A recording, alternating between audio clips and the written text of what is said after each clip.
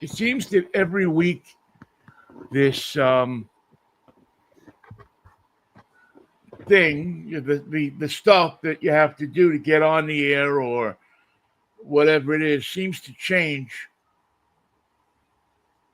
which leads to it's okay probably if you're one of those people who sit back and do an hour or two of show prep and go through all of the, well, you hit this button, you hit that button. But if you're one of those people that, like me, that you used to slide in under the tag and turn it on and get ready to go. What are you doing? It can be a bit disconcerting because all of a sudden the thing that you hit yesterday to make it's it not happen even there. Not even there. is here or there or somewhere else. I don't particularly like that. So, but listen, our problems aren't a lot compared to what most people are going through these days. In case you're wondering what the heck this is that has invaded your computer or your radio or your television set or whatever it is that you watch us on, he's Mikey, I'm Vinnie, together with Mikey and Vinnie. Michael Knight in New York, Vinnie. We've been doing this for 30 years. Is it 30 years? What are you going to do? It's a fact. But I did something this weekend that I haven't done in a while. My grandson, Bo Mush's team, the Phillies, were in the championship game with the Brewers. And they wanted someone to do the field announcements, the PA guy. I've never done that in my life. I've never said on a microphone, now batting, number 99, New York Vinnie. Really? And they pulled me in to do that, and I had a ball. I had great fun doing it. Very cool. Yeah. That's a lot of fun. It was a lot of fun. And the names weren't too difficult. I managed to get them all out. We had a few. I was looking for my script. I don't have it. Anyway, it was a ball. Did you have any difficult names that you had to kind of get through? I was just looking for my script. I didn't see it. Yeah, there were a couple. There were a couple that were fun, but we got them figured out. Good.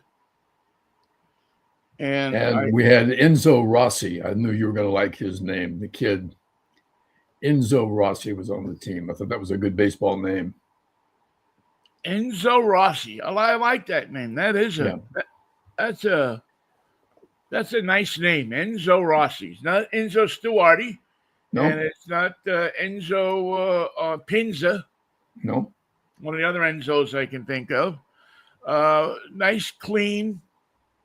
Enzo, as you probably know, is the kind of the Italian equivalent of Vinnie. Really?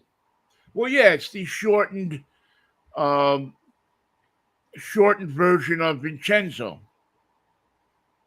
So Vinnie obviously is the shortened version of Vincent, and Enzo is the shortened version of Vincent. So the kid's name is actually Vinnie. So right on, Michael.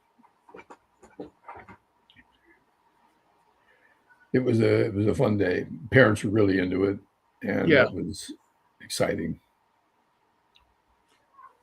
We had the two little teams come out and line up with the manager, the coaches, and the kids on first and third base. World Series style. It was cool.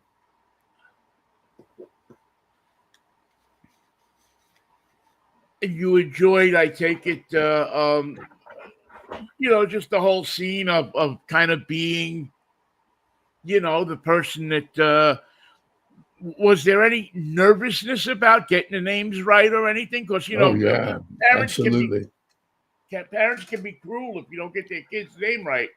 Oh, right. Yeah, there were concerns, and there was some tension, but it was good tension. Good, good. What was well, I don't want you to blow the kid's name or anything, but and you say that there was a couple that were tough, but that's good. That's good that you got a chance to do that. I would jump at the chance to do that. Oh yeah, of course you would. Yeah, it's a cool thing. I mean, I've done it, a couple of times for the Rainiers down in Tacoma, and once for the Aqua Sox, I believe.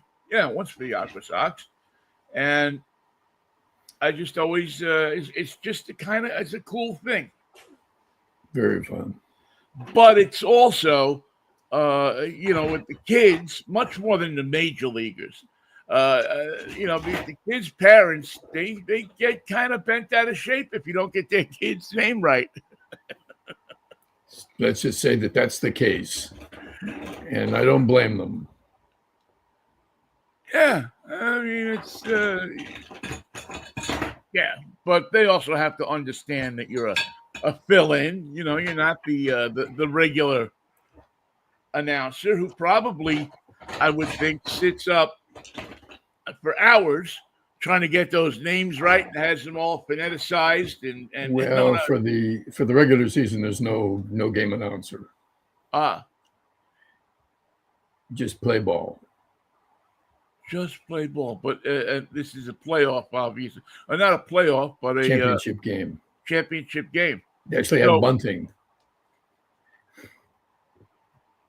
They had bunting? Yeah, they had bunting on the field. It was nice. And large. Oh. Red, white, and blue. Not bunting for the bat and the ball. And no pepper. Sorry, it took me a second. I'm saying, wow, what, they changed the rules to let the kids bunt?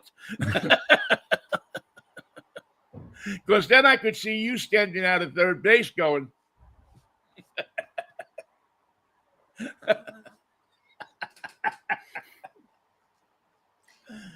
Oh, man. I'm Salty Parker at third base. As you should be. Who came out as the victor in this game? The Brewers won. Which is your team is the Phillies, right? My Phillies lost. But was there a valuable lesson learned in hit the damn ball. That's the lesson we all learn in baseball. How did your game come out? Well, it's a good game and we had a good showing, but we were a little short on the runs scored. Well, that's going to happen. I mean, unfortunately, that's these are 6 and under kids, so yeah. Sometimes that throw to third base is a little errant. What do they say? The ball had a tail on it. Yeah. So happened that the tail was 2 blocks away. The tail was wagging the ball. Well, that's good because I'm thinking that the kids had fun. They had fun. They had a big party afterwards. They got awards and rings. They got rings. These kids are crazy, and it was fun. Did they give the staff announcer a ring? I got a hearty hand clasp.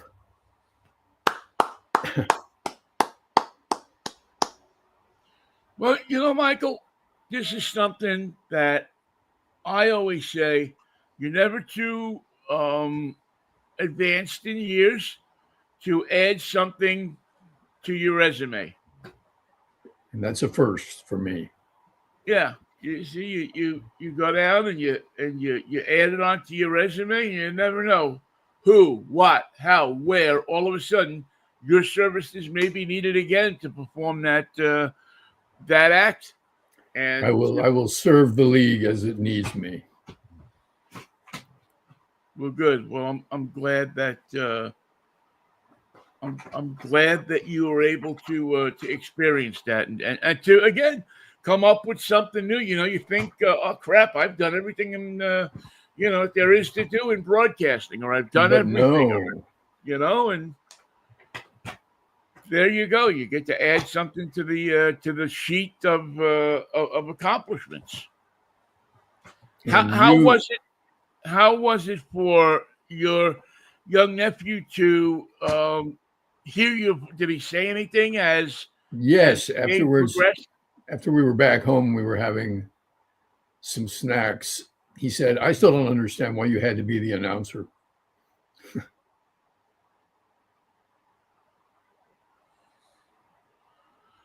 Did you tell him that you worked less expensively than everybody else? I said that the price had something to do with it. And the negotiations were brief and one sided. And I don't know why that questioned me. He said, why does the Commodore have to announce everybody? I don't get it. And it was the only game of the season that we had a PA announcer, so maybe that's what threw him off. But he got a couple hits, and he comported himself very well at first base. So can't complain. You can't. And there was no crying afterwards. The kids did not go to that emotional corner. They were all in good spirits afterwards, win or lose. And that was welcoming. That was good to see that they got to enjoy the season being celebrated, that they were excited about playing the last game, that they were on the championship team, and came close to winning it all. Wow. Well, I'm sure that was just a thrill for you. Probably more of a thrill for you than even for him. than the kids. Yeah. Afterwards, we went back to Kailani and Steve's house, and Bo put on this baseball film called Sandlot. Have you ever heard of it? It's a kid's film. Yeah. He's explaining the whole thing and how the kid can't play ball and he learns how and he gets better. And then at the end, he becomes the announcer for the Dodgers. The kid that gets him on the team plays for the Dodgers. And the kid who had difficulty in picking up the ground ball and didn't know how to throw from the outfield becomes the play-by-play radio announcer for the Dodgers. So it's a great payoff. Wow. And he was explaining the whole thing, how he couldn't play and he got better and he got better. And then they get older and they keep playing ball and how their lives change because of baseball. Well, it's a very true story. I mean, how many of us lives have changed because of baseball? Sure. Because we've one way or another become involved or learned or picked up or just decided to become a part of the whole mechanism that is a baseball game, and kind of get caught up in it and engulfed in it. Next thing you know, you develop this love of the game. You're standing in the middle of it, of something that, maybe before that game you had no idea what the heck was going on. But as it slowly progressed and you became more interested, things went along and you wound up at the end of the day knowing something or learning something or feeling something or being emotionally tied up into something that you felt better about. Very cool, Michael. I think I'm proud of you that you got a chance to do that, and proud of you that hopefully I'm proud that you're that the young man got a chance to see his the Commodore in action. And the Commodore got to see his grandson in action playing ball. Yeah. Yeah. How cool is that? And he's a player. He's a hitter. He's involved in getting better, and he's got confidence. And from before he even tried out for baseball the first time, I got on his first team last year. In the backyard, you could see he could hit. He just was able to move the bat, swing the bat, launch the ball. He had an upward swing. It was to see that translate and transform into using it in the game and actually hitting in real time is exciting. Yeah, yeah. I mean, the whole scene, the pride, the watching your grandson over this period of time from, I'm sure this came up at some point in your mind where this kid couldn't pick up a bat to save his life, a year ago or 2 years ago, and now look at him. He's hitting, spraying the ball all over the place, and he gets in there and he looks like an accomplished hitter. He looks like he knows what he's doing. Look, as my father would say, he looks like a ball player. That kid looks like a ball player. And it's a great compliment to make to a kid who stands out from the others in certain aspects. And one of them being when he stands there, when he plays first base, when he picks up a ground ball or gets a hit, he looks like a ball player. And that's a compliment that can't be underestimated. Yeah. Awesome. That's excellent. Now, if we could only get some major leaguers to look at it in that, sense. This is another example of what happens in baseball. The Giants traded their catcher, Bailey, to the Cleveland Commanders or Challengers or whatever they are, traffic demons. Yeah, the sticky fritta. Same thing, yeah.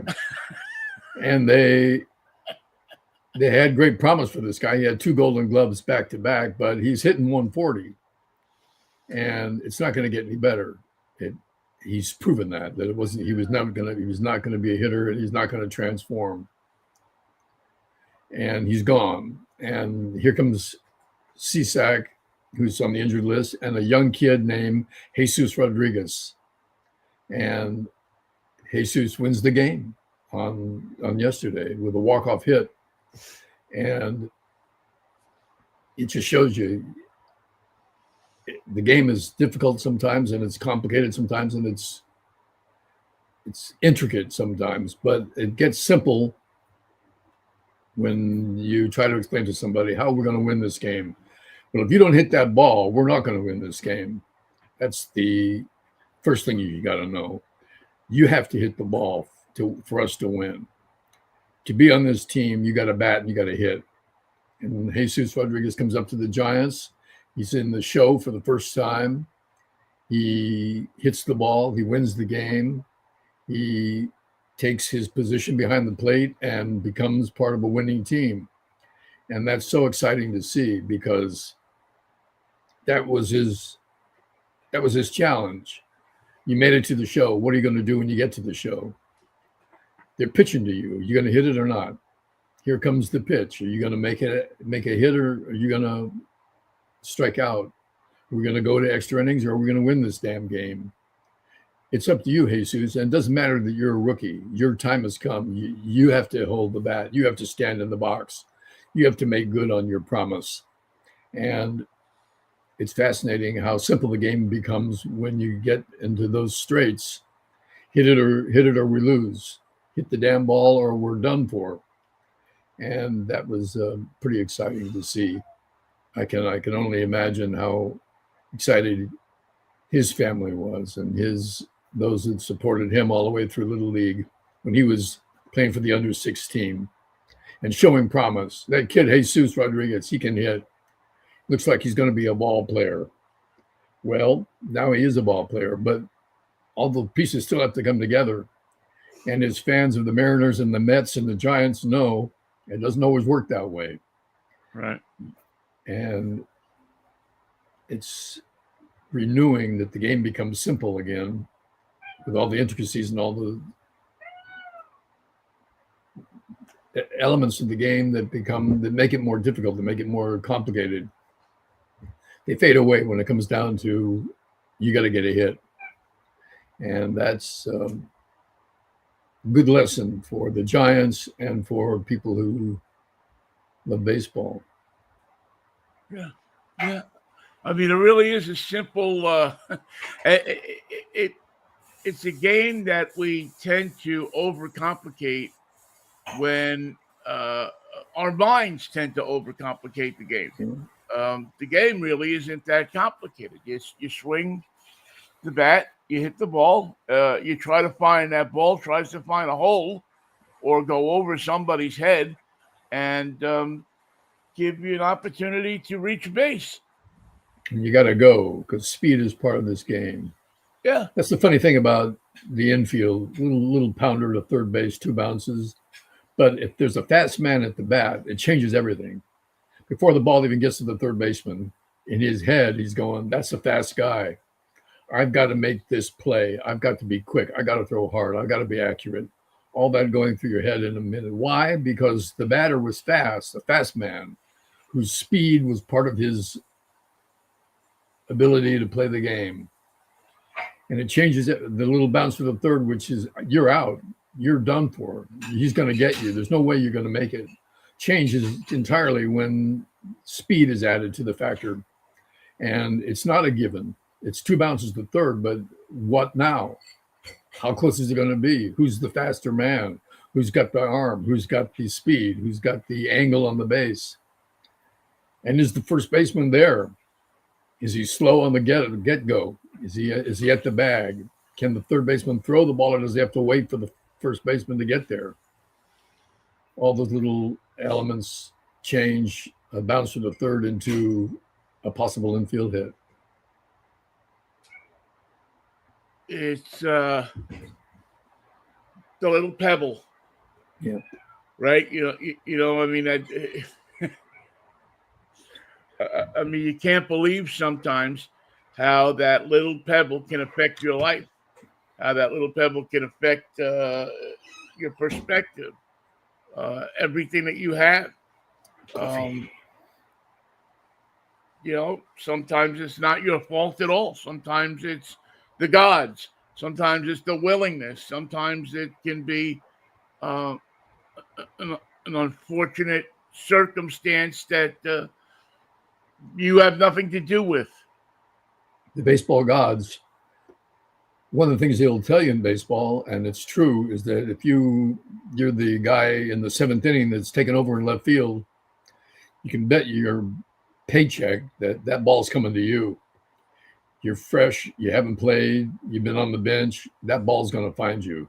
It's coming down the line, high in the air, right for your Adam's apple. You name it, it'll find you. It'll go there, and you better be ready. It's coming for you. That's the baseball gods at work. Yeah, and listen, therein lies the fun of the game. I mean, it may not seem fun at the moment if you muff it, but the reality is those little things are is all part of this aggregate of things that are going on the field, on the ground, in the dirt, in the pebbles, that give you an opportunity to, for your life to change like that. And it's such a beautiful metaphor for everything, because our lives can change like that. That's why Donald Trump is not a ball player. Never played the game, can't play the game, can't pick up a ground ball, can't hit it, can't field, can't sit on the bench, can't put on the uniform and look like a ball player. He's the opposite of that. Yeah, unfortunately, he does have a as we all do. I'm not just going to blame it on Donald Trump. I'm just going to say that we all have those things that either go with us some days or go against us some days, and it doesn't always turn out your way. Mm. So I'm glad that, and I'm glad you got a chance to have a more active part in it than just sitting there and watching it. That you got a chance to be a little bit of a little bit more than just watching it and saying, "Oh crap," damn it. You got a chance to be a bit more of it. So, congratulations. That had to be a thrilling. It was a thrilling afternoon for you. It was good, and all the parents were there. It was a big turnout. Good to see. Do they have the rules in your league about the participation of parents where the kids have to be quiet, not be quiet, but they have to adhere to certain decorum and different rules of you have to show a certain amount of feel that you keep your mouth shut no matter what happens. You just kind of They probably do remain have those. calm. They do have those rules. I didn't see. I saw the whole season, and I didn't see any incident, not one, where parents were involved in arguing a play with the umps or anything like that. Never. Now these are 6 and under kids. Maybe if they were 12 and under, or if they were 16 years old, what would we see? I don't really know.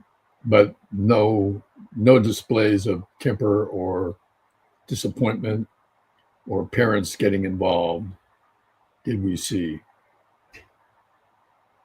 Right. Good for and no kids stomping off and good having a temper tantrum. Because we lose so many times these days that element of sportsmanship. It's hard. And listen, it's hard for adults to control themselves. It's hard for kids to control themselves sometimes. To be able to, keep the game in a perspective where it's enjoyed, as opposed to everybody gets bent out of shape about things that go on. So that's a nice. It's nice to hear. Not everybody can be like Earl Weaver, who always kept his opinions to himself. Well, Earl never had anything in that respect. Yeah, Earl was calm and collected and even-tempered. Never wanted to get upset about a call. Yeah, I mean, time and time again, there were people who came up to, who stood there and said, "Listen, young men, we must remain calm. We must be able to control ourselves. We must be able to say that there are bigger things than the game, that we must be able to keep ourselves, control ourselves in a way that lets us show that no matter what's going on in the game, we're able to control ourselves and to keep ourselves, conduct ourselves in a way that says that we acknowledge that the game is bigger than the individual." Yeah. We're calm. We're gentlemen. We're happy, go lucky gentlemen who are willing to play the game, even though we may not agree with the results of a call or results of a concept, the misgivings of maybe 1 or 2 or 3 different outcomes of a play, that we still agree with the umpire, that we agree with the people that are calling the game, that we agree with the rules that have been set out in front of us, and we accept those judgments, even though we may not agree with them. We still accept them because that's how life is. We have to sometimes agree. I always wondered if Casey Stengel would go out to discuss a call. Would he talk in Stengelese so that the umpire had no bloody idea what he was saying? Does he agree with me? Is he arguing with me? What's he saying? What does it mean? Casey, what did you say? I always thought that Casey had the advantage because he spoke his own language. Yeah.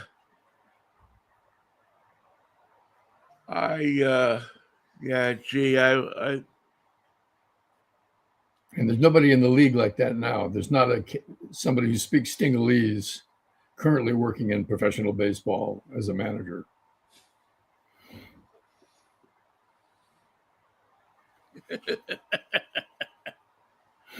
what was the final score of the game? It was 15-12, something like that. They have a 5-run rule. If you score 5 runs in an inning, the inning's over, and the other guys come to bat. So this way it doesn't get out of hand. Nobody gets, Right. Nobody gets embarrassed. It doesn't take the fun out of the game. And they're not just batting around if no one can get an out. Right. Which at games at that level can happen. Yes. Unfortunately, more times than you see. Well, good, Michael. I'm glad that you. Like the Giants lost this weekend to the Pirates 13-3, and nobody for the National League office called to say we're going to call this one. So let's see how it turns out. Giants might catch on fire. What the hell? Were there parts where you felt that it might have been a better, a more comfortable outcome for you or somebody selling sodas? It would have made them feel a little bit better. Would have given people more to converse about. It's just that's the way the cards kind of laid out. Yeah, you let it go. That's one thing that baseball does teach you. When you win, you can't help but winning, and when you lose, there's nothing you can do about it. Brett Butler used to do the postgame show for the Giants a lot, and he always said, "We got to put this one behind us." And I said, "Brett, don't ever say that again. Maybe you are feeling good about this game, but I'm not, and I'm not ready to put it behind me either. I'm at a slow boil about how this game ended, and maybe you can put it behind you, but I can't." How many of those games do you think that Brett? And I love Brett Butler. I thought great guy, great, great personality. Yeah, gentlemanly guy. Used to be not to mention the fact that he was one of the great leadoff hitters in the history of the game. But he always seemed to bring something of a way he conducted himself on the field. I don't know how he did it, how he managed to do it. He put mustard on his game. That's what he did. Yeah. Yeah, he did. He just had one of those. He was able to handle himself in a way that that just didn't make you feel like everything was getting out of hand all the time. A leadoff hitter. He had power. He had speed and skill in center field. He was smart enough to be able to put a loss behind him when I couldn't. Yeah. He was. He was. Always admired him. Always just thought he was just a guy that you just always felt that whatever stone was in his shoe, he was going to be able to rub it out of the way, play around it. Yeah, and he was teaching me something that the game teaches you, whether you do it willingly or reluctantly. It's easy to win, but you have to learn how to lose. And the game is such that somebody hitting 300 is one of your better players. That'll tell you right there what the game does to you, how it humbles you, how it refuses to let you get a hit every time at bat. And the individual player has to learn how to deal with the disappointment in the third inning so he can put it out of his mind and win the game in the seventh. You better learn that. Yeah. It's very true. It humbles you. I mean, it really does. There's just always been, as I've observed the game, it's a great equalizer of people. For whatever reason, it gives you that lesson. It brings that lesson to you that you need to accept certain facts, and you need to be the kind of person who can realize that the long term everything will even out. And if you're playing shortstop and you're edging yourself toward third or toward second, and the ball goes right by you, if you had just moved 2 feet, you could have got it. That's not the point. Where are you going to play now? Now you got another batter. He's going to do the same thing. Where are you going to play? Where's your position? Where you station yourself to be best capable of getting that ball as it goes to the infield? And the game drives you nuts in that respect, because you'll play here and the boop, miss you by 2 feet. You play here, boop, by third base, down the line. Texas leaguer that nobody can touch. It drives you crazy in that respect. He will certainly. It'll just make you realize that that no matter how good you think you are, no matter how much you think that you can handle that particularly well hit ball, that particularly bad hit ball, that it had just a little bit of this on it or a little bit of that on it, it teaches you to calm down. Mm-hmm. That you're not going to get every one of those balls. And it doesn't matter whether you're what's going to happen. That these balls are going to sometimes, it's not always going to go your way. That one had eyes. Yeah, I always liked that one. Even from when I was a little, I forget who used to. Maybe it was Lindsey Nelson that used to say that a lot. When a ball would get through, when it would get under a player's glove, or just get by one little touch, be out of his reach. But that one certainly had he had that little bit of a southern accent too. Yes, he did. Yes, and it always just seemed to come up that one had eyes, and it could just a game of inches, and that was the half inch that didn't have it, right. Or something along those lines, and he certainly. But guys like that used to teach you, used to show you that you don't win them all. You don't get them all. No matter what no matter what it was, you're going to have to accept some days that that it wasn't going to go your way. And for these under 6 guys, they have a challenge for next year, because the next time they play, it's a pitcher throwing balls and strikes. No more of this 5 runs and no more of this. You're not really at bat. You're just up here. Take a couple swings. If you don't get it, we'll put it on the tee and you can hit it. Nope, not anymore. They're going to be pitching. Boy, that will. And a 7-year-old pitcher is something to behold. Oh yes. Ask any one of the kids that I hit. They were dancing. Vinnie was on the mound, and those guys were dancing.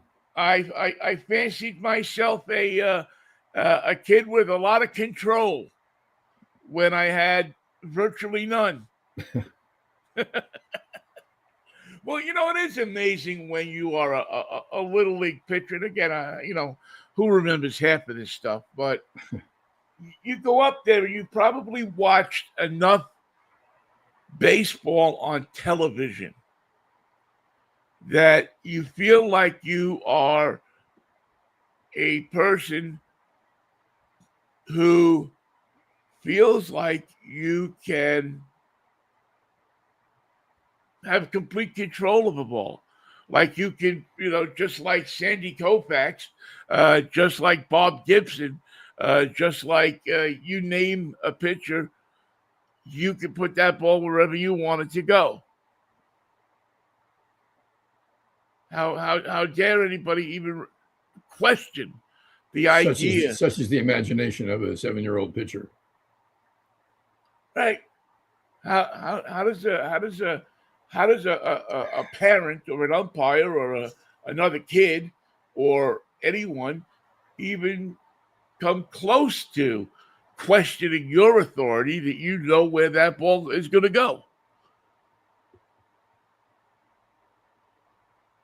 Wait a minute. And these kids are going to try the curve and the slider and the screwball and the knuckleball. They're going to try all that stuff.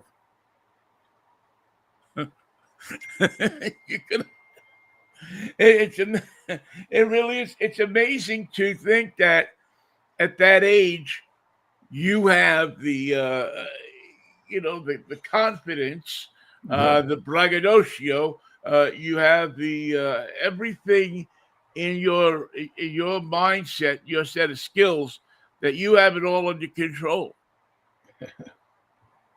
That you know what's going to happen.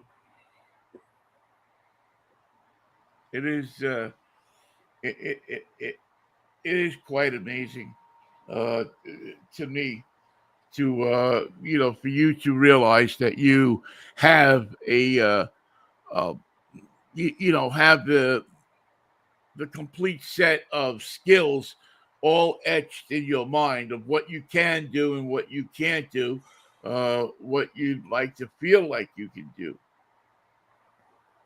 And pretty soon you figure out why you wear the helmet when you're at the batting. That's one of the first things that you come up with. Why do we have to wear this helmet? Well, when you're out there for a couple of days, you'll see why. Yeah. The first time that you hit somebody and all of a sudden you realize that, oh, yeah, well, geez, now I remember. It got me right in the back. What good is his helmet?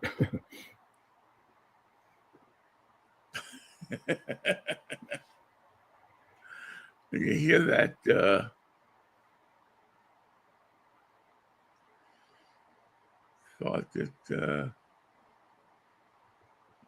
Thought you were an all-star pitcher at the tender age of 13. No, of 6. Yeah. No, you really think you're an all-star at 13. Yeah. Yeah, proof. Yeah, proof. You have all of these years. So, will young Bo now continue to play? Will he take a break for the rest of the summer, or how will that work? They have an all-star league in the summer, so he's going to keep playing through the summer. And then in the fall, they have another league, and you can play all year long. And he plays for 2 teams. He has a travel team called the Strike Ones, and then a neighborhood team, the Phillies, in West Hills, out in the valley. The travel team plays as far away as Long Beach, Camarillo, Santa Clarita, and they're a little more competitive, a little more concentrating on the basics of the game and getting better, developing your skills. A little more no nonsense. Let's win this game. Let's play ball. Yeah. Which, when you're 7, when the game starts, you're thinking, yeah, we're going to win. We're going to play ball. We're going to concentrate. But third inning. Halfway through, it changes. Right. Yeah. Halfway through, the hot dogs start. As soon as they get, is the smell of the hot dogs, or the Domino's place delivers the pizza. Too early. Don't bring that pizza on the field, dude. They're still playing. My God, you don't know what you've done. I remember when we played, when we were playing with the Silk Sox Boys Club, which was the name of our league, and they would bring pizza, whatever time it was, halfway during the game. They had to don't take it out of the car. Yeah, right. You'll ruin the whole thing. There'll be no turning back. We'll never gain control. You have to. And I mean, I remember this golden rule from years ago is once that smell of the food hit the hit the hit the diamond, it was all over, man. Yeah, everybody would. The kids revert. Well, it's funny. I remember a game where Larry, we'll call this kid Larry, worked his way down the bench and toward the pizza. He found a way.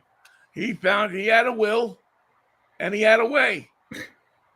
And, by the fourth inning or whatever it was, he had his mind set on he was going to get to that pizza.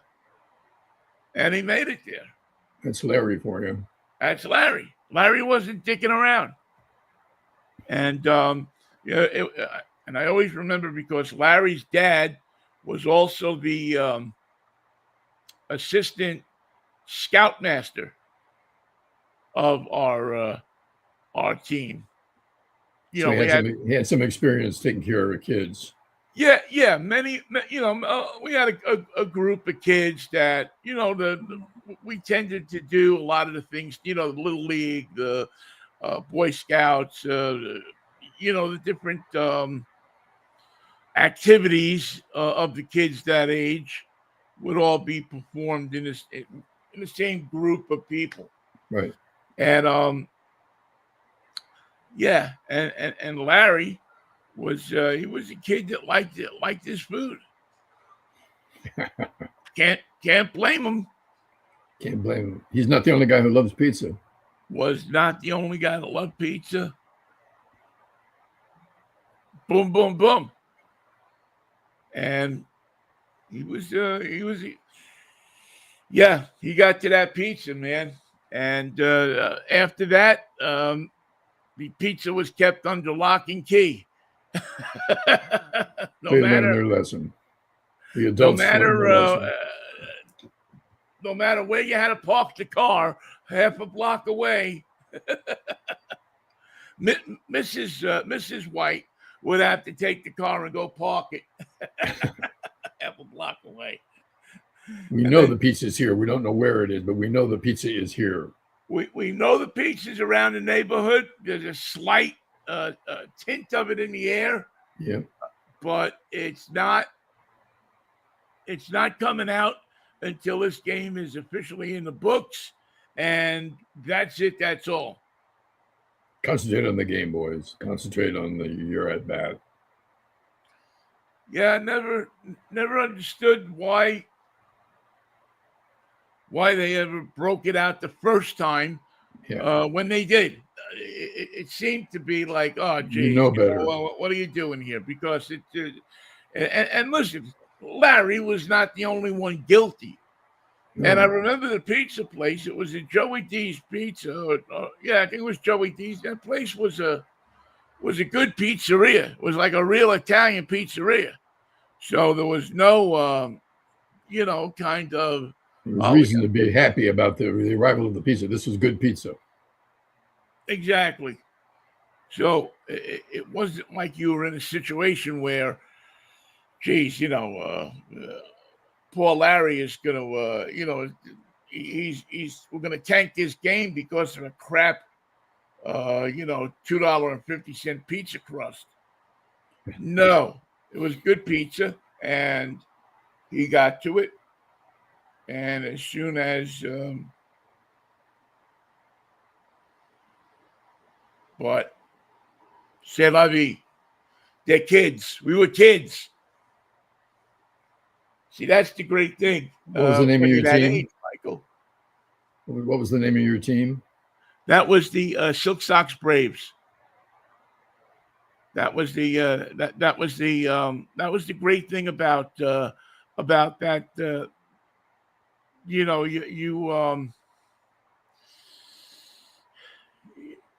You just food had these times when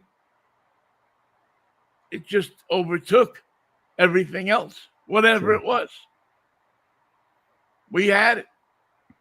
We had the ice cream guy who was there, and I don't know why they even had these guys coming up to the thing before the game was over anyway. There probably should have been a ban on any kind of food, Right. Prior to the end of the game, because there was always people, sneaking off or taking off or doing this or doing that. There was always something going on. I mean, we were 13-year-old kids. We had no willpower. And who has willpower on the major league teams today? We got bubblegum in the dugout. We got sunflower seeds in the dugout. We got knickknacks or cupcakes in the dugout. You guys can't have any till the game's over. That's not going to work. Yeah. I mean, I want 4 pieces of bubblegum right now. 4 pieces. It's got to be 4 so I can chew through the game, so I can concentrate on my chew. I can develop my jaw, get it over here, and so it stays fresh. right. I mean, they weren't going to, they were going to go through 4 or 5 of those bags of Big League Chew anyway. Yeah. Right? That vile stuff that they used to mix up with the tobacco and the bubble gum and mix it all together anyway. So I personally would go for the salted peanuts, and that's it. Sunflower seeds, okay, I understand that, but I prefer the peanut. Yeah, I mean, listen, this is how the human desire works. It'll happen to you later in life with all sorts of different addictions and all sorts of different things that you desire. You're lucky. Now it's only chew, chaw, whatever it is, especially if you're from the South, chew or chaw. But, at some point, you're going to have to deal with it. Oh, man. To be that age again, I mean, I guess, I wonder, I mean, because they probably do make it harder on kids today to make them control some of their desires or addictions or different things that they come. Distractions. Yeah, distractions, the things that they do come for the kids, make it a little rougher. Well, it's hard to teach staying alert, being ready at your position. That's probably one of the elements that I see. The development of the 7-year-old brain is in one spot, but the demands of the game are in another. And staying alert in the field is something that you have to learn, and it doesn't come the first time out. The the kid who can stay alert and feel their position has got it hands over the rest of them, because the rest of them are coming in and out of consciousness. You can see it on the field. You can see it at bat when the guy comes up to bat and he's looking at the catcher. What are you looking at the catcher for? You're in the box. You're in the box. Pay attention to the pitcher. It's that circling when the kid is at bat and he's circling the batter's box. Yeah, you know, and you can tell it the attention span. I mean, you can almost watch it progress as the time goes on. You know, you can almost see the kid like go from he can watch it for a minute or so, and the more the kid the at bat goes on, or the session goes on, you can see the kid deteriorate. Yeah. lose interest in his at bat. Yeah, I don't really care here. I now realize that I want this tomato sauce on that pizza, and I'd like to taste it now. And I want it now. So you want to finish your bat, or you want the pizza? I'll take the pizza. Well, I was hoping you'd say you'd finish your bat, but I see what you're saying. Yeah, I see what you're saying. Now we have somebody, Michael, this morning that is dropping us a line from Norway.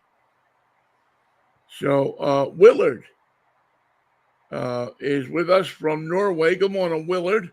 Good morning, Norway. Thanks for being here today. Yes, thank you for listening in. We send you salutations from the west coast of the United States. Vinnie's in Washington. I'm in California. You're in Norway. We got 3 spots in the map covered. And covered well. Yeah. Interesting in the fact too that you can be our Norwegian correspondent. Well, you know, hang on one second. I hear screeching tires and police sirens outside. Oh, good. Little action. So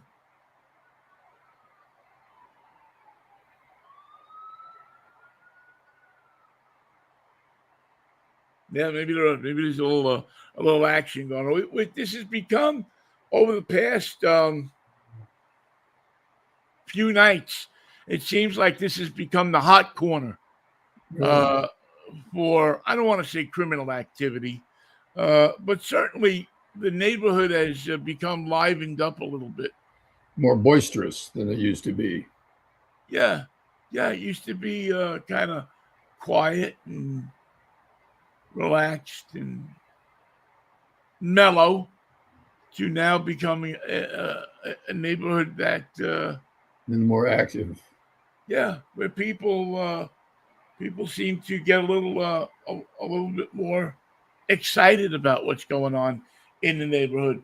That had been like that as I remember it. Then again, a lot of times at night I'm sleeping, so I don't. And you take it when you can. There's some nights you can't sleep, and I know what that's like. Yeah, you get that kind of, once I go to sleep, please don't bother me unless there's something going on. Or if our correspondent from Norway wants to get through with a word, take that message. Yeah, take that message, please. Quiet. Quiet. Keep it quiet. Are you starting to get rocked out about the World Cup at all? I mean, it seems to be the next. Well, I guess the NBA stuff is going on and starting to get a little bit of a buzz around it. But Wimby got kicked out of the game yesterday. Wimbyana, the 7'4" star for the San Antonio Spurs, got thrown out of the game for. Imagine what it would be like to stand next to a guy who's 7'4" and he does one of these, gets you with the elbow right in the neck, and that's what happened last night in the playoff with the Timberwolves, who won. I think it was 114 to 109. And Wimbiana got ejected for using his elbows in an offensive means to clear the area around him. Well, there's a certain part that you got to, you have to assert yourself, right? Yeah, exactly. I mean, you want to have that space that's yours, and having not seen the game, I didn't, didn't. I can't make a judgment on it, but this is the time of year where it gets intensified.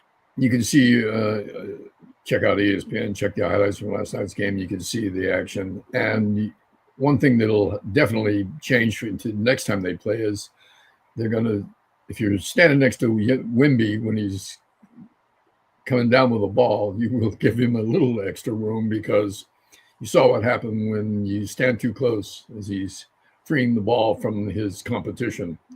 One of those elbows will come right by your neck, and you respect his positioning. Definitely. It may have cost him the game, but it could affect the outcome in another way because of that. Yeah. Offensive. Well, that's I'm always a big fan of clearing the area. I'm always a guy that thinks that if you got the prowess, clear that area. You don't do it in a way that permanently hurts somebody. You don't break somebody's neck or something like that. Right. Trying to clear that area. That there's what's a little harm in that? And we saw Charles Barkley during his playing days, and one thing that drove people crazy who didn't like him and renewed their love for him, for those who were fans of Barkley and the Suns in those days, was he would back into a situation and he was unstoppable. He was uncurable. He was you couldn't detain him. You couldn't dissuade him. You couldn't take away his energy. You couldn't take away his resolve. He was not the tallest guy. He was not the biggest guy. He was not the fastest guy, but he was the most damn persistent son of a bitch on the field. There was nobody who played with his dedication to ball control and turning nothing into something. And it would drive you crazy because you knew what he was going to do. He was going to back into the play, and no power on earth could stop him. Well, he wasn't going to give you anything. He wasn't a player that was known. He was a player that was known for that he felt that he had his area that he deserved. It was his right. It was his divine right. It was his God-given right to take that area, and he wasn't really going to let anybody take that area from him. And he built a career on it. He had the ball, and he was going to figure out a way to put it up. Right, and a broadcasting career. I mean, I think it's one of the things that made him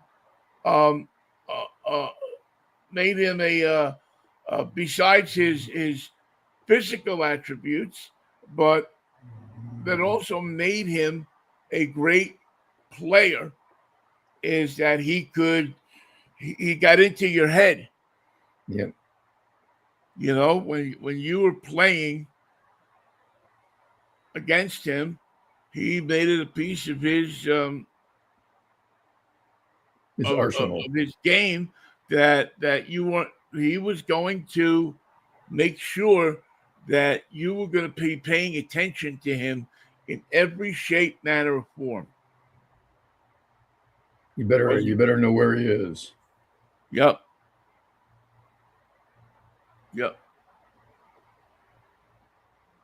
And that's the way he played. And that's why he was was always in my estimation. Now, you might not have liked him for certain reasons, but remember we had Barkley Sucks t-shirts printed up. Yeah. For all the good it did us. But he brought his type of play he trademarked this type of play. Yeah. And wouldn't let you feel like he was going to get anything on you, or that you were going to get it. I should turn that around. You were going to get anything on him. He was the master of that box out. You know, that way he could just move you off the ball in the direction that he wanted to do. You want to go that way? I want to go this way. Come with me. You can't stop me. You might as well just come with me because we're going. Yeah, come with me. And see, are there guys? One of the sad byproducts of the Sonics and their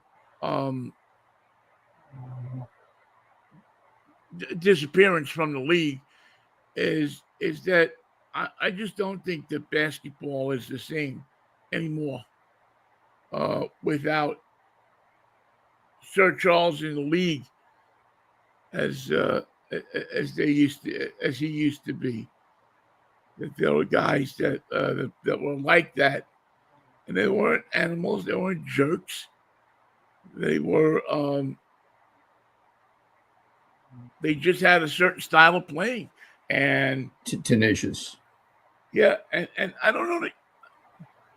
Do you see? I mean, you watch it more than I do now. Do you see? It seems to have gone the way of the high hard one in baseball, or the. Well, there's still some guys who, by force of their own nature, play the game, and they're not rookies. These are guys who've been in the league for a while, and Draymond Green comes to mind.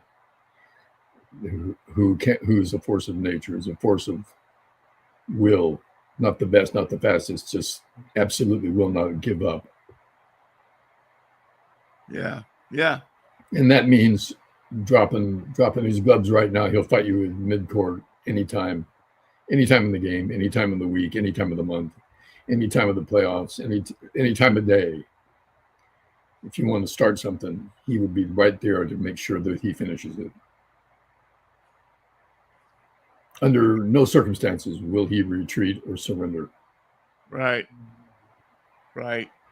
And he marks his territory. He's going to get his territory, and if you want to take it away from him, you're going to pay a price for that. Some guys do it with outwardly. Some guys like what's a good example? Lou Gehrig was not an outgoing guy, quiet, but he showed you with his play and the way he showed up at bat, at first base, whatever the case may be. He was there to beat you. He was there to win the play. He was there to win the challenge. And there was no doubt in anybody's mind that a ground ball to first base was going to be dealt with, that a close play at first base was going to be dealt with, that a full count at the home plate when he's at bat was going to be an interesting watch. Keep your eye on this kid. That Gehrig guy knows how to pick one out and hit it. Yeah. Not now, not tomorrow, but every time he's up, every time he's involved. He just brought his Gehrig nature. And it wasn't loud, but it was demonstrative. But some guys were loud. Some guys were more outgoing and couldn't be silenced, couldn't be quieted. No. Don't get the umpire mad. Don't get the other team riled up. Yeah, I think I will. I think I will get them riled up. Pete Rose type players, pugnacious. Pete Rose type players, yeah. There aren't a lot of them. It does madden you sometimes that you see players like that could have been so much. I don't know.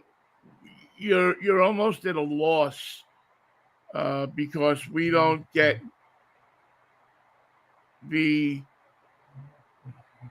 it's almost like we were taken a piece of what they did was taken away from us because of their selfishness. Yeah. inability to judge the situation.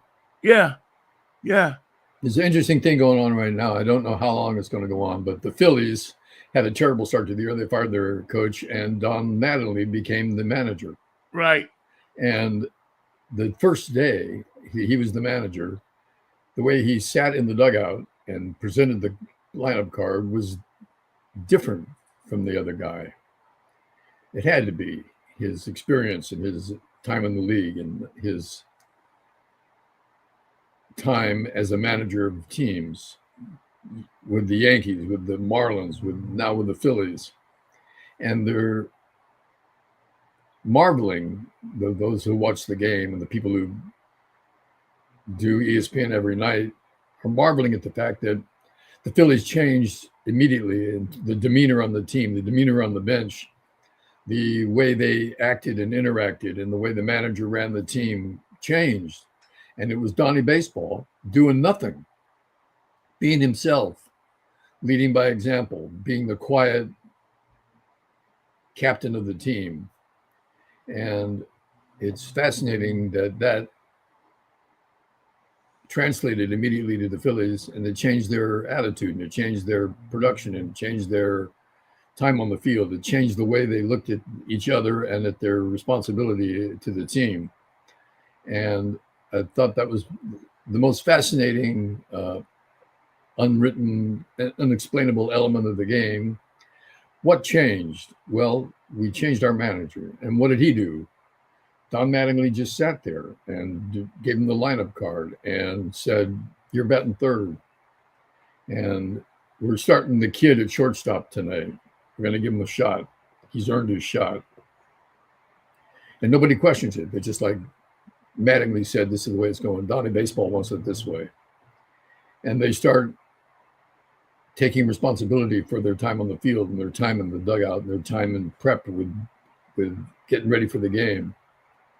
And it's a magical element to baseball that may not last very long, but it's going on right now, and the Phillies are readjusting and imagining the kind of year that they're going to have. And the Phillies are not a bad team; they got a lot of talent, but they stunk. They couldn't win for losing, and having a little Donnie Baseball on the field made a difference to them, to their own self-respect. Speaking about baseball, do you know who is working at the Giants baseball stadium? No. Our good friend Lorraine Meyer. What's she doing? She is an usher. Wow, I didn't know that. She got a job. They put out a call for ushers a few weeks ago. I guess they ran short or started getting more people, that were more. They needed more people, and she went down. She took the test. She loves baseball. Yeah, and she went down and wound up getting a gig. You got to be a people person to be the usher.